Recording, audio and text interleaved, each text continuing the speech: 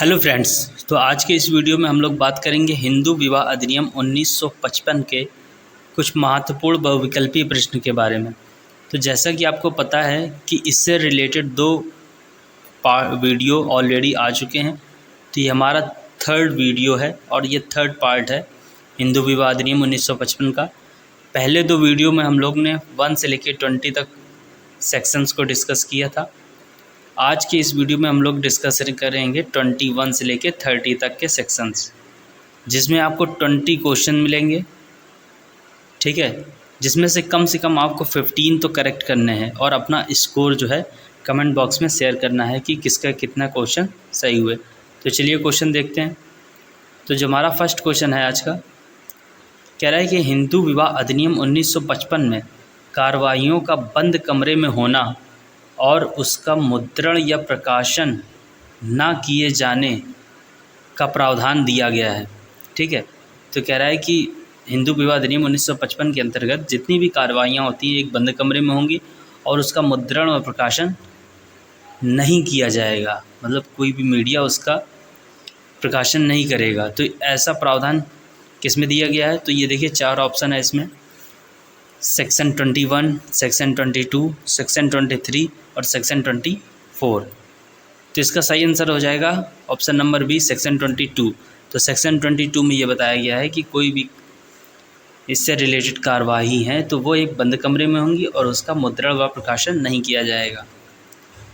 इसके बाद second question है, कह रहा है हिंदू विवाह अधिनियम 1955 में धारा 22 के प्रावधानों का उल्लंघन करने पर कितने जुर्माने से दंडित किया जाएगा। देखिए धारा 22 के प्रावधान में क्या था कि कार्रवाइयाँ बंद कमरे में होंगी और उसका मुद्रण व प्रकाशन नहीं किया जाएगा, लेकिन इसके बावजूद अगर कोई उसका उल्लंघन करता है, कोई मुद्रण व प्रकाशन करता है, तो उस पर कितने रुपए का दंड का प्रावधान बता दिया गया है इसमें। तो इसमें दंड का प्रावधान है, इसमें देखिए 4 ऑप्शन है।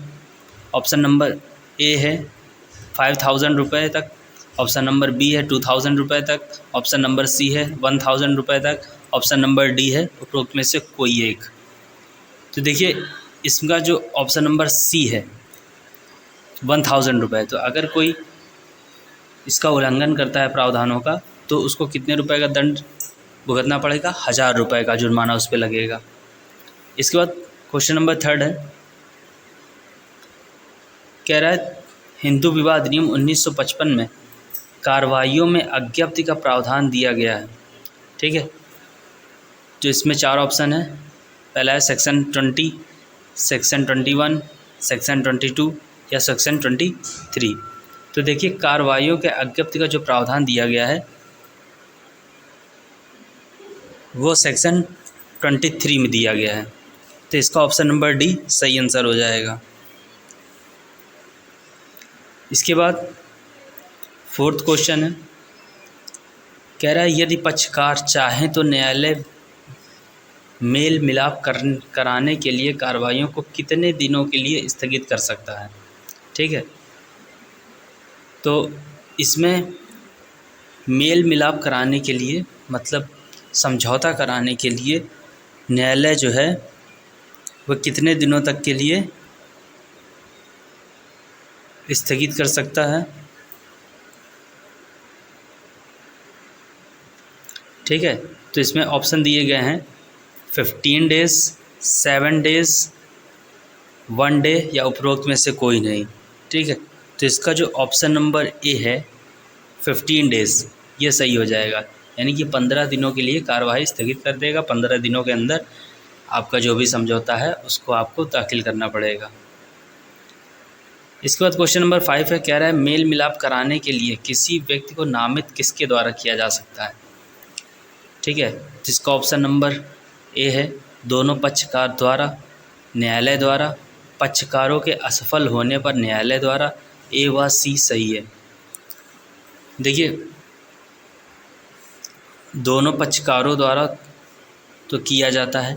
अब जब दोनों पक्षकार असफल हो जाते हैं कि किस व्यक्ति को नामित किया जाए, तो फिर न्यायालय द्वारा किया जाता है। तो इसमें दोनों ही सही हैं, ए, तो इसका ऑप्शन नंबर डी जो है ए व सी सही हो जाएगा। इसके बाद क्वेश्चन नंबर 6 है, कह रहा है हिंदू विवाह अधिनियम 1955 में विवाह विच्छेद या अन्य कार्रवाइयों में प्रत्यर्थी को अनुतोष का प्रावधान दिया गया है। ठीक है, अब देखिए यहाँ पे प्रत्यर्थी को भी अनुतोष का प्रावधान दिया गया है। ये किसमें है? देखिए धारा 23, धारा 23A, धारा 24, उपरोक्त में से कोई नहीं। तो इसका सही आंसर हो जाएगा ऑप्शन नंबर बी, धारा 23A। इसके बाद क्वेश्चन नंबर 7 है, कह रहा है हिंदू विवाह अधिनियम 1955 में वादकालीन भरण पोषण और कार्रवाइयों के व्यय का प्रावधान दिया गया है। तो वादकालीन मतलब जिस टाइम पे वाद चल रहा है, ठीक है, उस टाइम पे भी भरण पोषण का प्रावधान किस में दिया गया है? तो धारा 22, धारा 23, धारा 24 या उपरोक्त में से कोई नहीं। तो इसका ऑप्शन नंबर सी सही आंसर हो जाएगा। धारा 24 में वादकालीन भरण पोषण और कार्रवाइयों के व्यय का प्रावधान दिया गया है। इसके बाद ऑप्शन क्वेश्चन नंबर 8 है, कह रहा है हिंदू विवाह अधिनियम में धारा 24 के अनुसार वादकालीन भरण पोषण और कार्रवाइयों के व्यय की मांग कौन कर सकता है? ठीक है, पत्नी कर सकती है, पति कर सकता है, या पति या पत्नी जिनकी अपनी पर्याप्त स्वतंत्र आय नहीं है, उपरोक्त में से कोई नहीं।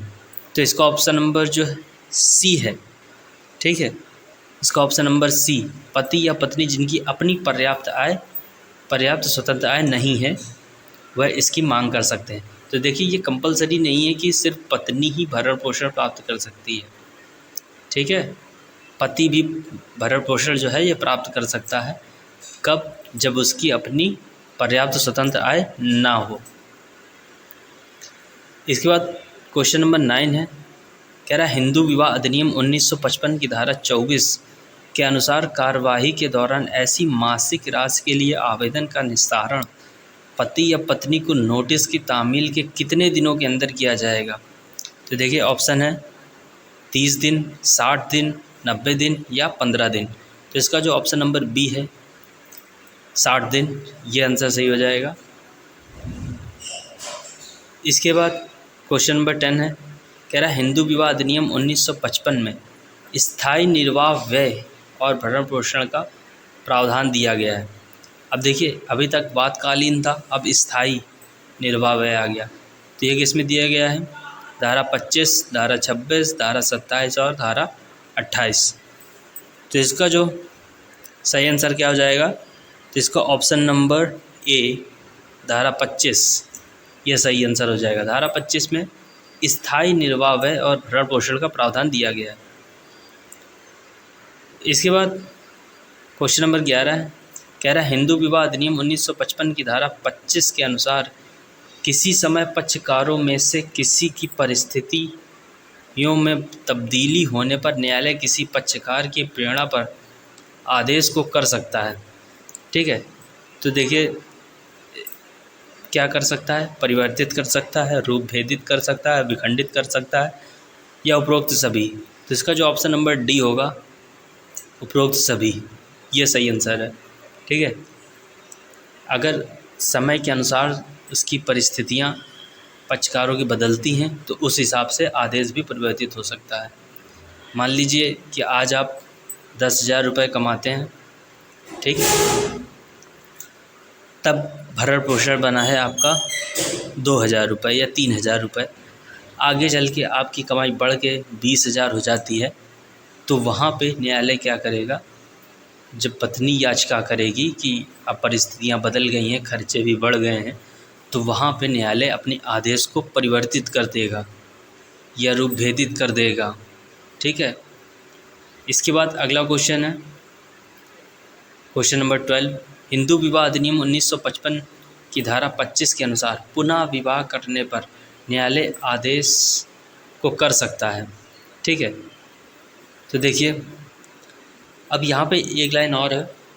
देखिए अगर स्त्री जो है पुनर्विवाह करती है या अपने सती धर्म को त्यागती है, ठीक है, तो क्या होगा? और यदि पुरुष दूसरा विवाह करता है और उसमें संबंध बना लेता है, लैंगिक संबंध उसके बन जाते हैं, तब न्यायालय जो है आदेश को क्या कर सकता है? परिवर्तित कर सकता है, उपांतरित कर सकता है, विखंडित कर सकता है, या उपरोक्त सभी। तो इसका जो ऑप्शन नंबर डी है उपरोक्त सभी, ये सारी चीज़ें वह आदेश में कर सकता है जब किसी ने पुनः विवाह कर लिया हो। इसके बाद क्वेश्चन नंबर 13 है, कह रहा है हिंदू विवाह अधिनियम 1955 में संतति की अभिरक्षा का प्रावधान दिया गया है। ठीक है, तो देखिए संतति की अभिरक्षा का प्रावधान कहाँ दिया गया है? धारा 25, धारा 26, धारा 27 और धारा और उपरोक्त में से कोई नहीं। तो देखिए जो इसका ऑप्शन नंबर बी है, धारा 26, ये सही आंसर हो जाएगा। इसके बाद क्वेश्चन नंबर 14 है, कह रहा है हिंदू विवाह अधिनियम 1955 की धारा 26 के अनुसार किस संतति की अभिरक्षा का प्रावधान किया गया है? ठीक है, तो देखिए किस संतति का मतलब किस एज तक के। तो देखिए इसमें ऑप्शन है अवयस्क, वयस्क, ए व बी दोनों, उपरोक्त में से कोई नहीं। तो देखिए इसका जो ऑप्शन नंबर ए है अवयस्क के लिए ही है, जैसे ही वयस्क हो जाएगा उसके लिए कोई सुविधा नहीं है। इसके बाद क्वेश्चन नंबर 15 है, कह रहा है हिंदू विवाह अधिनियम 1955 की धारा 26 के अनुसार अवयस्क बच्चे के भरण पोषण और शिक्षा के संबंध में आवेदन का निस्तारण प्रतिपक्ष को नोटिस तामील कराए जाने के कितने दिनों के अंदर किया जाएगा? ठीक है, तो इसका ऑप्शन है 15 डेज़, 30 डेज़, 60 डेज़ या 90 डेज़। तो इसका जो ऑप्शन नंबर सी है 60 डेज़, ये सही हो जाएगा। इसके बाद क्वेश्चन नंबर 16 है, कह रहा है हिंदू विवाह अधिनियम 1955 में संतति के वयन का प्रावधान दिया गया है। ठीक है, तो देखिए धारा 25, धारा 26, धारा 27 और धारा 28। तो संतति के वयन का प्रावधान कहाँ पे दिया गया है? धारा 27, यानी कि ऑप्शन नंबर सी हमारा सही आंसर हो जाएगा। इसके बाद 17 क्वेश्चन है, कह रहा है हिंदू विवाह अधिनियम 1955 में डिक्रियों और आदेशों की अपीलों का प्रावधान दिया गया है। तो देखिए इसमें डिक्री और आदेशों की अपील का प्रावधान कहाँ दिया गया? धारा 27, धारा 28, धारा 29 और धारा 30। तो इसका जो ऑप्शन नंबर बी है धारा 28, यह सही आंसर हो जाएगा। तो धारा 28 में डिक्रियों और आदेशों की अपील का प्रावधान दिया गया है। फिर कह रहा है हिंदू विवाह अधिनियम 1955 की धारा 28 के अनुसार कोई अपील कब नहीं की जा सकती? देखिए जब आदेश विधि विरुद्ध होने पर, वाद व्यय का सही निर्धारण न होने पर, केवल खर्चे के विषय के लिए, उपरोक्त में से कोई नहीं। तो देखिए अपील कब नहीं की जा सकती? केवल खर्चे के विषय के लिए अपील नहीं की जा सकती। तो इसका जो ऑप्शन नंबर सी है ये सही आंसर हो जाएगा। इसके बाद क्वेश्चन नंबर 19 है, कह रहा है हिंदू विवाह अधिनियम 1955 में धारा 28 के अनुसार अपील आदेश की तारीख से कितने दिनों के अंदर दाखिल होनी चाहिए? देखिए अपील को दाखिल करने का जो लिमिट है, जो टाइम पीरियड है वो कितना है? 15 डेज़, 30 डेज़, 60 डेज़ या 90 डेज़। ठीक है, तो जो इसका ऑप्शन नंबर डी है 90 डेज़, ये सही आंसर हो जाएगा।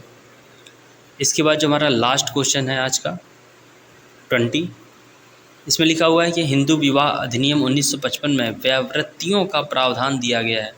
ठीक है, तो धारा 26 में, धारा 28 में, धारा 29 में या उपरोक्त में से कोई नहीं। तो इसका जो ऑप्शन नंबर सी है धारा 29, इसमें व्यावृत्तियों का प्रावधान दिया गया है, तो यह सही आंसर हो जाएगा। तो उम्मीद करते हैं कि आप लोगों को आज का वीडियो पसंद आया होगा। तो अगर आप लोगों को ये वीडियो पसंद आया तो आप लोग इस वीडियो को लाइक कीजिए, अपने दोस्तों को शेयर कीजिए और हमारे चैनल को सब्सक्राइब कीजिए। आप लोग हमें इंस्टाग्राम और टेलीग्राम में भी फॉलो कर सकते हैं। धन्यवाद।